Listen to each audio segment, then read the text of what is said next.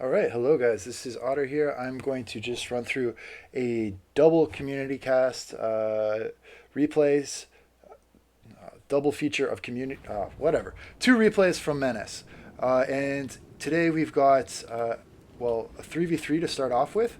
I'm going to just go over the armies quickly and who is playing what. So we have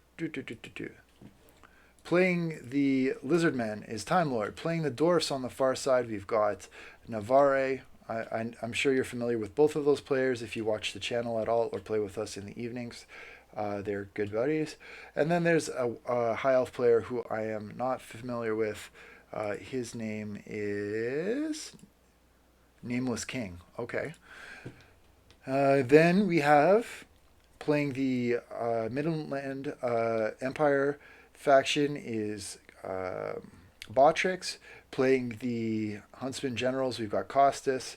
And then playing the traditional Empire, we have Menace, who is the person who submit the replay. So we'll watch that closely, see how things go. In terms of lore choices, we have Alariel, we've got Ungrim, and we have Tehenawan, which is kind of a cool choice. Tehenawan definitely, I think, one of the more competitive picks. Then we have on the other side Marcus Wolfhart. We've got a general of the Empire, a generic, and then Boris Todbringer. So with that said, let's get this party started. So early play, we've got a whole bunch of Pterodon riders, actually 5 units from Time Lord. These are just the basic ones that are going to be looking to harass. And there is Tehenawan, who's going to lead the charge, trying to get into that artillery early on. But if we watch the amount of damage that is being done to him from these 1, 2, 3, 4, 5, 6 artillery platforms, they are absolutely melting Tehenawan. That is an insane amount of damage. They are way more accurate than I expected they would have been. Like, that's almost like a sniper rifle. And, like, I would expect that an artillery platform would be better against, like, infantry, like splash damage, that kind of thing. But they almost sniped him off the map, like, immediately. Look at his leadership is really, really low. Time Lord's had to use the support of the Bastilled Iron, Rive Crystal to just pump some heals into him. So it's very tough stuff early on. He is wisely hiding his Shredder of Lustria behind this rock, just trying to save him till the late game when that terror-causing effect and some of the missiles shooting might be off of the field. Over here we do see Boris Todbringer diving in, trying to bail out a war wagon that maybe wasn't on guard mode and probably overextended by accident. So Menace trying to fix maybe a micro mistake there.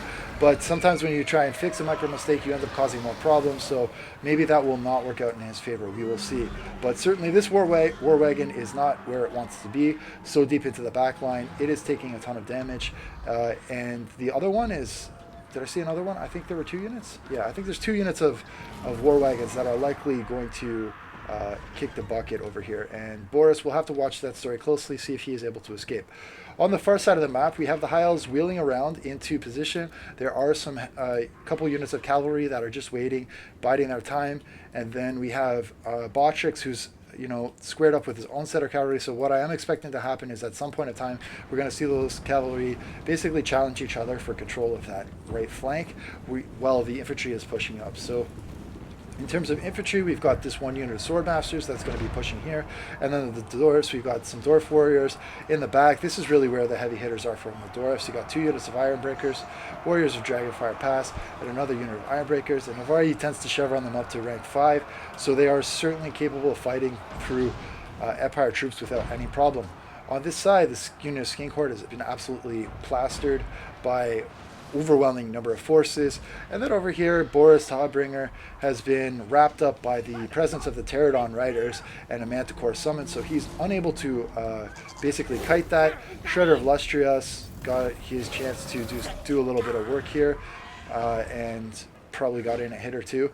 But yeah, Boris is basically dead, but then so is Tehenawan, basically from that early shooting. One of the war wagons might have actually escaped. Oh, maybe not. Nope. Time is going to make sure that doesn't happen by sending in the Pterodon Riders. But it looks like this Bastildon Revivification Crystal got left behind, and certainly the Empire will be happy to take that off of the field now that it's not with the support of Tehanawan and the Shredder of Lustria. So we can expect that that is going to drop down soon.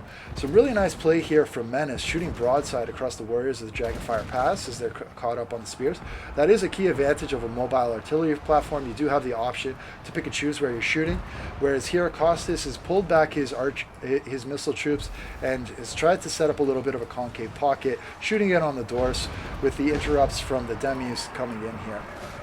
Dwarf warriors are going to take the Demis with halberds decently well, but yeah, kind of a slow grind from the Dwarfs pushing right up the pipe.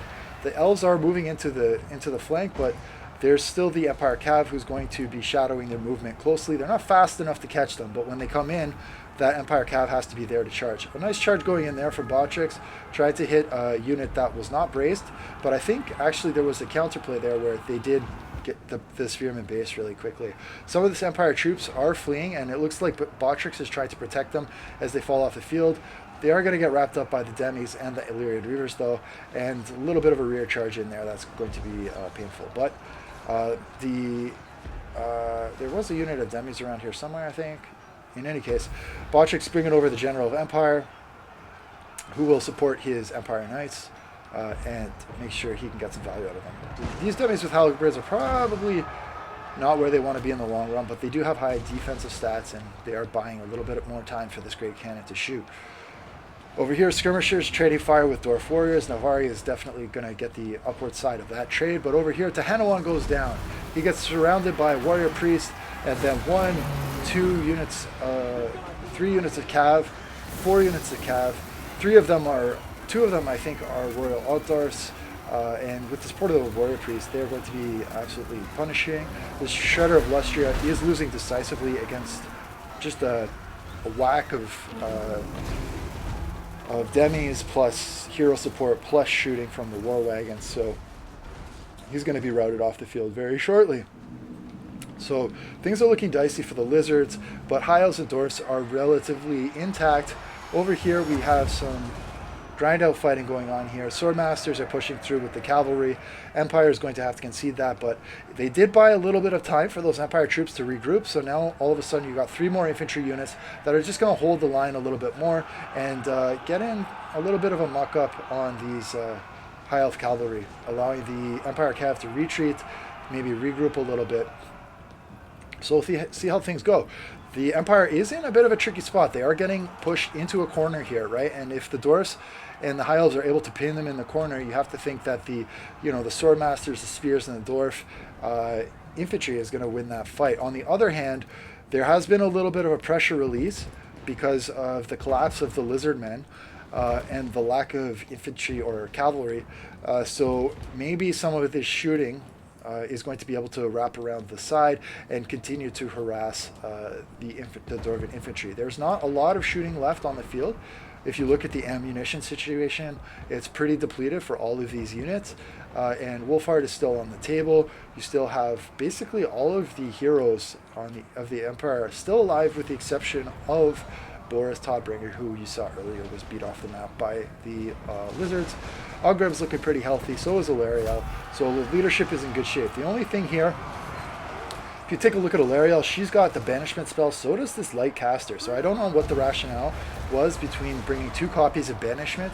To me, that seems excessive, because you're never ever going to have enough winds of magic to be using more than probably 2 or 3 casts of banishment. And so bringing 2 copies of the same spell on 2 different casters, it seems like a waste to me. But anyway, Ungrim Iron Fist going absolutely ham in here on this Reichsguard and Demis and Warrior Priests and all the whole shebang. The Buggins Rangers are getting chopped up, but Ironbreakers aren't going to go anywhere anytime soon. And in sustained combat, you have to think it's going to start to favor the infantry instead of the cavalry. So the cavalry is going to want to peel out of there. Dwarf warriors are coming over. So are spearmen. They're going to get some shots in on the altars. So tough situation for there. I think Ungrim got a little smackaroo on the warrior priest, so he's going to want to peel out. But yeah, absolutely wild battle. Balance bar is still pretty much dead even. Over here, you've got some regroup troops from Costas who've been able to basically rotate around from here to here. They've got their little firing pocket, and with Wolfheart here at the support of the Witch Hunter, they're going to be just absolutely melting these Illyrian Reapers, who are lightly armored and are going to take a lot of damage from that missile fire. These demis with halberds are basically sacrificing themselves for the cause of the Empire. That terror from the general of the Empire on the hippogriff or demigriff or whatever the hell you call it, the griffin, coming down here and routing all of his troops is absolutely huge. Fireborn are going to flee, but they had been debuffed from the accusation, and they took a lot of losses there in terms of the unit model. So what you're seeing is basically the High Elf and Dwarf infantry is starting to consolidate here and form their little ball, and then the mobility around the outside of Empire cavalry is really going to have to try and win the day against that infantry fight. Over here, some Seer Guard are going to get charged. Dragonback Slayers are going to try and support them, but they are down to 24 unit models, so we'll see how much more value they're going to be able to provide. As their unit models start to dwindle, they become less and less of a threat. Warrior Priest had been buffing the melee attack, and that charge did do some pretty good damage to at least one unit of Lothred Sea Guard. The other unit's basically out of ammo, and so is this unit. So, yep, some cycle charging going on over here. Illyrian Reaver archers are off the field. Now it's just the sword masters who are they're so niche. Like greatsword infantry, I think in this game, it's pretty tough to get them into the right spots because they're only good against dealing with certain types of infantry, and everything else they struggle against. They struggle against cavalry, they struggle against vortex spells, they struggle against individual entities, they struggle against shooting. So they're really, really niche, and it's really hard to bring more than, let's say, one unit in an army. But if you do bring one unit just to mix it in, I mean, sometimes it can pay for itself, just to give you a little bit of frontline pressure in the infantry fight. Over here, the war wagons are basically stuck up in infantry, but they've already used their ammo, so it doesn't really matter, to be honest, if they die. I mean, they can try and function like a chariot, but their charge bonus is still only 29, which is pretty poverty, so they're not going to do too much at this point.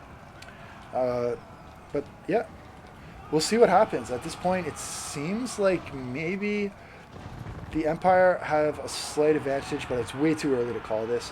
The Outriders with grenade launchers are going to take some shots in here. It looks like they're lighting up the Sea Guard, which is an okay choice, I guess, because you're getting shooting and spears off the field. They don't have a ton of armor, but I would rather use it on the Ironbreakers personally, because the Ironbreakers are just so tough to kill in melee, and if you can't shoot them, then it's really a grind. And actually, look, I think that's what you're starting to see here. These Outriders have focused their fire onto this Dwarven pocket. They are shooting in on some Ironbreakers, but there's some return fire coming from Bugman Rangers here. They're very low, but Skirmish Cav certainly needs to be careful about that. Over here, we have the Warrior Priest and Jade Wizard dusting it up with the Spearmen and the Cavalry. It looks like the Spears are on the receiving end of this beatdown, being outside of the Dwarven pocket. I do not see what Alariel has got herself up to. Let's go check in on her. So she's definitely not where she wants to be. Away from her troops, off on the flank with this Lightcaster, fully surrounded by cavalry. So Botrix has certainly picked up a nice spot here. Ooh, look at this. These White Lions getting absolutely plastered by missile fire. Alariel is going to run to her little star, but that Star of Avalorn, it should have been used, in my opinion, keeping these dwarves alive. To use it just on Alariel and like maybe one or two models in the Pyramid Company is a big loss. And look, these Swordmasters weren't even in range and missed most of that heal. They're going to get a little bit, but it's, I mean, you saw it was kind of too little too late. So that's a very, very powerful spell. Very, very powerful spell that was used maybe in desperation that could have been very helpful on other things later on in the fight. I mean, if you put it on Ungrim and the Ironbreakers, man, I don't know if there would be enough left on the field to kill them, but we'll see. General of the Empire is still very low. I don't know where his Jade Wizard is. Jade Wizard is still high, or alive and well, so he can still pump heals into the General of the Empire, although the General of the Empire is closer to hitting cap. He's going to charge in frontally here, break through the Pyramid, and probably try and tag Alariel, but Alariel is going to retreat to the safety of the dwarfs. No surprise there. Rune of Negation goes down. Oath and Steel goes down, so they're probably not even going to feel the charge from the Outriders, which are just light cavalry, remember. Uh, but yeah, the High Elf Infantry is basically off the field. Looks like they're going to clear off the rest of these isolated units, and we're gonna have a good old-fashioned Dwarven ball going on. So I'm going to fast forward a little bit because this is turning into a pretty long replay. We're going to see what happens here. Witch Hunter is healthy. Ooh. So some sneaky stuff from Costas. If there's no mobility here, this Witch Hunter can just sit and pick away at the Runesmith, Ilariel, or Ungrim. And it looks like he's decided to focus down the Runesmith first, which is maybe not a bad idea. Runesmith only has 90 armor, and with Accusation, or maybe, no, it's 90 armor because of Accusation. Normally he has 120 armor, but yeah, if you can just pick out, oh, so there's another one of those Star of Avalons going down from Ilariel. Again, I don't know if it was too early for that. Maybe it's okay. I was trying to keep the Runesmith up. But if the Runesmith goes off, I mean, Ungrim doesn't have AoE support buffs, so Ilariel's got to be out of magic. So, yeah, we'll see. We'll fast forward again, because there's a lot of positioning here. We kind of see the storyline, though. Maybe some Dwarven infantry could just push up a little bit to screen this guy. Like, he doesn't have huge range. It's only a range of 90, right? So, like, literally, if you just push anything up to here and force him to shoot another target, you're getting value. But he's still firing? He's thinking about it. Is he obstructed? No, he's firing. Or he's just waving his thing in the air. It says he's firing, but I don't actually see the model firing. That's really awkward. He's got tons of ammo. I don't know what's going on. That's really weird. Okay, well, there's a star here. That's very nice.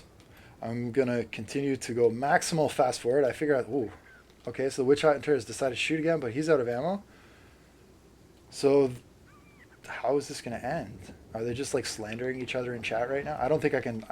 On a replay, I can't watch the chat. But yeah, this is why I often don't like playing against dwarves, because this situation often happens. But from a dwarf perspective, maybe they're like, well, you brought all these individual entities that just kite and da da da. So maybe the slandering goes both ways. But yeah.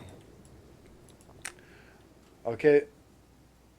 There was a charge. So the Rune of Negation Oath and Armor got procced off just a charge from the Outriders. Maybe you wanted to save that until later when the heavier cavalry came in, because now that's on cooldown, and you notice that baiting it out with the light cavalry meant that the heavy cavalry could come in. Ooh, look at this net. Hunter Snare. That's some crazy stuff. Yeah, getting fully surrounded on all flanks, plus all the heroes, was surprisingly enough to break the doors.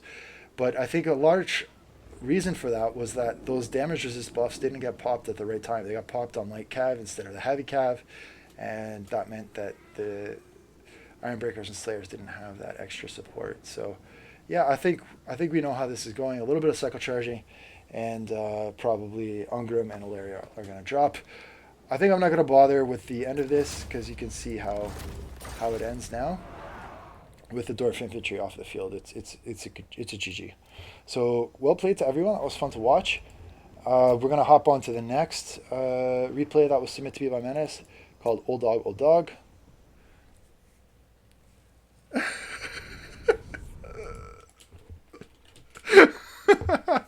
I just saw Danker's comment in chat. That cracked me up so much. This is why I do these. This is why I take the time from my day to do these replays, just for funny crap like that. Okay, so Menace, and okay, I guess I gotta pause for a sec, go over the armies 1 second here. So we have a guy named Fuppy, which is got to be one of the most ridiculous names I've ever heard, playing the Empire. And then we have Menace playing the Dark Elves, and also Nameless King playing the Dark Elves. So Nameless King was playing the High Elves in the last matchup that we just watched in the 3v3. And General Scar is playing Bretonia. So it looks like both teams have brought balanced armies, which is always cool to see. I'm thrilled that I get to see a Dark Elf army. I don't know if... well, 2 Dark Elf armies play. I don't know if Menace is this Dark Elf army with the green, or if he's this army with the blue. I think he's the green one. I think this is Menace with the Death Hag and Marathi. So we're going to pretend that's the case. And the blue one over here is probably Nameless King. I'm going to say I'm 90% sure of that. Over here we've got King Luan Kur with a flying goon squad of Pegasus Knights. It does also have some questing knights, which is like, those are like your defensive knights that can do work also against doors. They're kind of niche. Plus a field treb. That can be okay against Dark Elves if they bring high tier troops like Blackguard. Granted, there are a lot of woods here, and this is a Dark Elf map, perhaps by no coincidence, because it favors the flanking style. So the strength of the Dark Elves is flanking and is infantry grind. And maps that have woods along the edges really plays into the strengths of the Dark Elves. And you'll see there's a few Dark Elf maps, I can't remember all of them, but they feature woods on both sides of the map. And so if you're going against the Dark Elves on those maps, I think you might be in for a bit of a tough time, because that's their specialty. It's a bit like how the Dwarf maps are often really open with clear lines of fire for all artillery. There is some thematicness of the maps. Yeah, you see the rock just went into the tree there. There is some thematicness behind the maps that tends to lean towards the armies that the maps are designed for. Anyway, Dark Riders with repeater crossbows, Cold One Knights, Marathi, and Charybdis. That's cool. Are going to be pushing through the woods here. Let's take a look at this beautiful unit model. You don't see a Charybdis often, so it is a bit of a fun pick. But did Marathi bring Doom and Darkness? Because Charybdis plus Doom and Darkness can be a nice combo. She did not. She's gone with the Doom Bolt, which just got a tweak in the new patch. I haven't played around with it a ton, but should be doing okay. Anyway, we'll see if she finds Luan Kur at some point in time. Black Ark Corsairs with crossbows have just charged into a unit of men-at-arms. Not ideal there because they're not using their missile play. They might still beat the men-at-arms. And it looks like they are going to win, but maybe not cost effective. You probably want to use the ammo first and then charge in afterwards, or at least wait until Murderous Prowess pops and then charge, so that you get max value out of those units. Dread Spears probably can even beat the men-at-arms, even though it might be cost effective. Corsairs can likewise probably do the same. Shades and the Dark Elf repeater crossbows are shooting on some foot squires here, which is a really nice target for them to be shooting in on. Ditto with the halberds. And they are fighting outside of the woods, so nice stuff there. Marathi plus the Charybdis are going to scale them away. So one of the weaknesses of these greatsword infantry is often low leadership. So Charybdis showing some value there. Dread Spears are bracing the Charybdis and the Peg Knights as well. And Marathi probably has those debuffs. So look at the melee attack on these Pegasus Knights. It's only 9, and they just charged in. And even Luan Kur has only got a melee attack of 29. There's the Doom Bolt coming down on Luan Kur. It did okay damage, and nothing I would be too excited about. Flame Sword of Ruin, and is going to be propped here, so buffing the damage of the Charybdis and other things. And there's also, a Burning Head, which you just saw go down the line of Foot Squires. Burning Head probably would have been better off on the unit of archers here, because Burning Head struggles against armor in general. I mean, granted, the leadership debuff could have been a thing, but it wasn't enough to break them. So if that's the case, you're probably better off just ripping the Burning Head down the archer line, or at least forcing the archers to move. Charybdis is going to get killed by these men-at-arms and polearms as Luan Kur. Charybdis does not have the ability to heal, so that's going to be off the field. The Demis have come over here to support this fight. I don't know what they were hoping to deal with there. Death Hag and Marathi pushed out to screen them off. They're going to go back in on Luan Kur. I mean, I think the Demis and these knights should have just pinned and fought the Death Hag and Marathi. I think they probably could have won that. I don't see where the Cold One Knights have gotten off to here. They're fighting some Peg Knights.